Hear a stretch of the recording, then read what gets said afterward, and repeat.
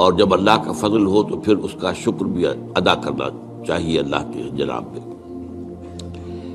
میں آپ سے ایک عجیب بات کہہ رہا ہوں، شاید آپ کو بہت وہ نئی سی لگے گی۔ قرآن کو ایسے پڑھیے جیسے بدو پڑھتے تھے۔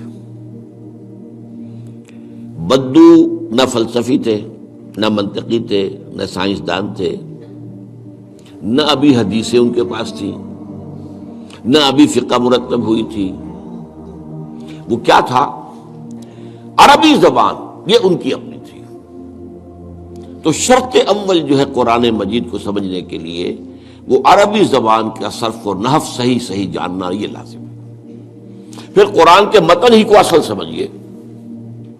البتہ یہ ہے کہ اس کو آپ سمجھیں کہ یہ پہلا مرحلہ ہے قرآن پر غور کا، قرآن پر فکر کا، قرآن پر سوچ کا۔ اس کے بعد اگلے مراحل بھی آئیں گے۔ اسی قرآن سے پھر قوانین جو ہے واقف ہونے ہیں۔ اچھا، اس میں بعض سے واقعات ایسے ہیں کہ جو تو ایک تاریخی حیثیت رکھتے ہیں، اب ان میں اس واقعے کے ضمن میں تفصیل میں کہیں کوئی اختلاف ہو گیا تو کوئی حرج واقع نہیں ہوتا۔ ابھی میں مثال دیا کرتا ہوں کہ میں چند جملے ابھی آپ کے سامنے یہاں ادا کروں اور پھر 10 منٹ کے بعد پوچھا جائے آپ سے تو ہر شخص جو ہے اس کو کہے گا، وہ جواب جو میرا دے گا وہ مختلف ہوگا اس کا، اس میں اس کی اپنی بات بھی شامل ہو جائے گی۔ اور سوچ میری بات سنتے ہوئے بھی جو اس کا سبجیکٹو مائنڈ ہے وہ اس کے اندر اس وقت حاضر ہوگا، وہ اس سے اس کوئی نہ کوئی نتیجہ از خود اپنی اس سبجیکٹو مائنڈ کے حوالے سے حاصل کرے گا، وہ بیان کرے گا۔ تو ان چیزوں میں احادیث میں اگر کوئی اختلاف بھی ہو جائے تو اس میں پریشان ہونے کی ضرورت نہیں ہے۔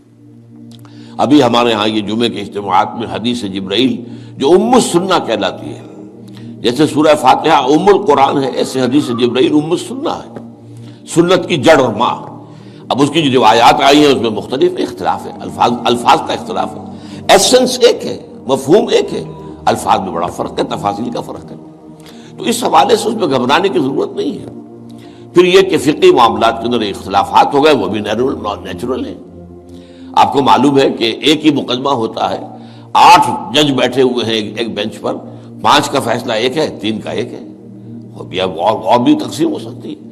قانون وہی، اور یہ میں بات کر رہا ہوں سپریم کورٹ کی یا ہائی کورٹ کی، وہاں پہ تو ظاہر بات ہے وہ نئے بیانات نہیں لیے جاتے، وہ جو بھی فائل ہے وہ تو بہت پہلے سے تیار ہو چکی ہے، اس کے اوپر بحث ہوتی ہے، صرف اسی سے اخذ کیا جاتا ہے، مطلب ان کا وہی رہتا ہے، اس کے اندر تبدیلی نہیں ہو سکتی، اس موقع پر کوئی نئی گواہی نہیں آتی۔ تو اس اعتبار سے ان چیزوں پہ گھبرانے کی ضرورت نہیں ہے۔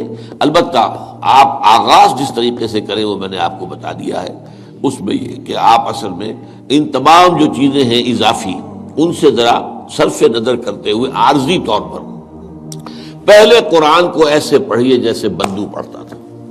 اور وہی بات تھی کہ بدو پھر جس طریقے سے موٹیویٹ ہوا ہے، بدو سے مراد میں صحابہ کو عام طور پر لفظ دے رہا ہوں، ان کی اس کے لیے وہ نہ سمجھیے کوئی توہین کی بات ہے، مطلب یہ کہ میں اس معنی میں کہہ رہا ہوں کہ وہ لوگ فلسفی نہیں تھے، کوئی پڑھے لکھے لوگ نہیں تھے، بلکہ امت کا نام ہی ہے یہ جو ہے امیین، ان پڑھ لوگ، ان پڑھ، ان لیٹرڈ ون، حضور کی شان بھی یہی ہے، امی ہے۔ تو انہوں نے قرآن کو جس طور سے سمجھا ہے وہ ہے بہترین طریقہ قرآن کو سمجھنے کا، اور اسی سے پھر وہ صحیح موٹیویشن ہوتی ہے کہ انہوں نے تن من دھن سب لگا دیا اللہ کے دین کے لیے اور اللہ کے دین کو غالب کر دیا۔ بحثوں میں پڑھ کر اور وہ جو باریکیوں میں پڑھ کر اور بال کی کھال اتار کر اور منطقی طور پر تجزیہ کر کے اور فلاں احادیث کے تقابل کے، اس میں پڑھ کر علم کا تو اضافہ ہوگا، لیکن وہ انسپریشن اور موٹیویشن جو ہے وہ اس کے اندر نہیں رہے۔